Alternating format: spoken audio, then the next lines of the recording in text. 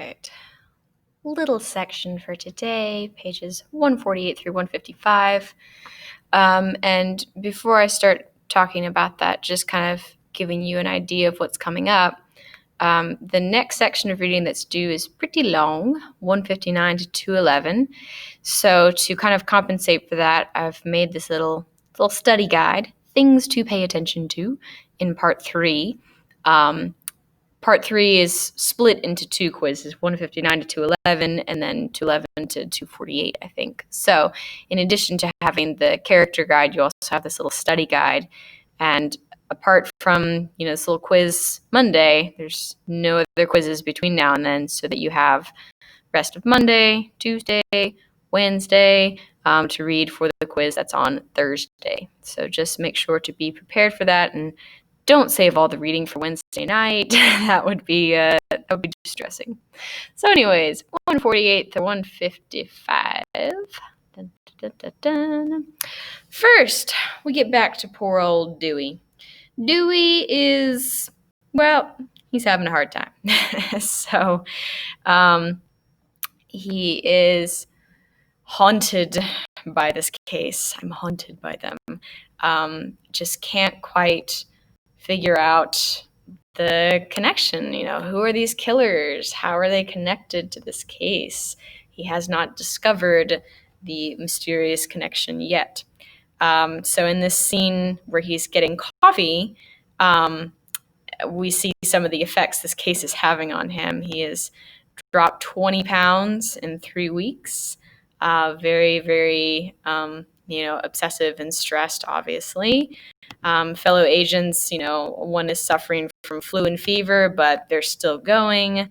They've checked out 700 tips and rumors. He is exhausted for sure. So anyways, as of course we suspected, the incident with Jonathan Daniel Adrian, the guy who broke into the Clutter house, ended up going nowhere. Apparently he just perhaps had a history as a mental patient and maybe wasn't quite all there. So Dewey's getting a lot of flack from the town, well, why don't you find the right one? Well, it's not that easy. I can't just materialize a suspect out of nowhere. So anyways, then the rest of this little section on Dewey kind of covers some past cases.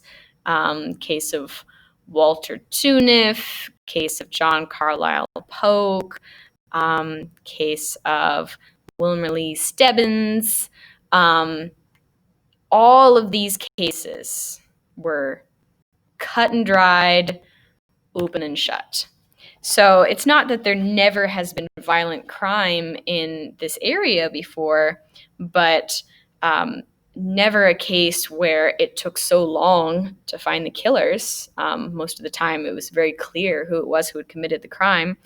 And the people who were killed obviously are different. For one thing, this is an entire family. The Clutters were very respected members of the community. Some of these other people, weren't quite as important or as, I don't want to say powerful, but you know what I mean, in terms of influence and everything. The Clutter case is definitely different. So, let's see. So Dewey gets to the Clutter house, spending some time there, maybe hoping for inspiration.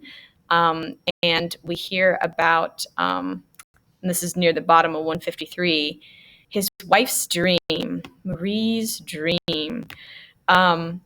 She tells him that she was cooking in the kitchen, and suddenly Bonnie walked in, pretty blue sweater, and poor little Bonnie, much like she was in life, she starts shaking her head and wringing her hands and whimpering and being sad. And then the section ends, with this phrase, to be murdered. No, there's nothing worse than that. Nothing. So this case has affected everyone in the community to a greater degree than any other criminal case in the community's history, for sure. So anyways, last little bit, we just have one more brief section with our killers, who are planning some more mischief. So they're looking for someone to hitchhike with, but they are turning down very viable hitchhiking options because they have a specific situation in mind.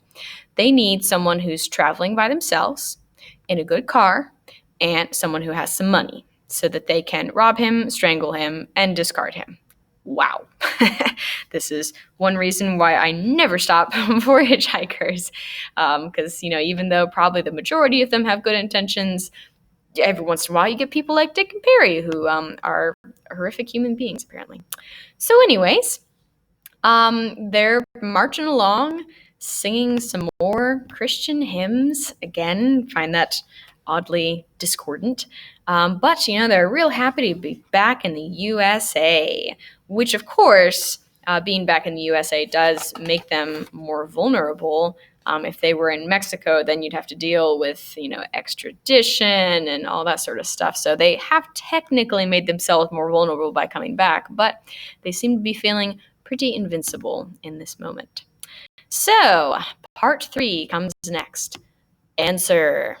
And the first thing you see in the first sentence, Floyd Wells. Name sounds familiar. So pay attention to Mr. Wells. He is quite important.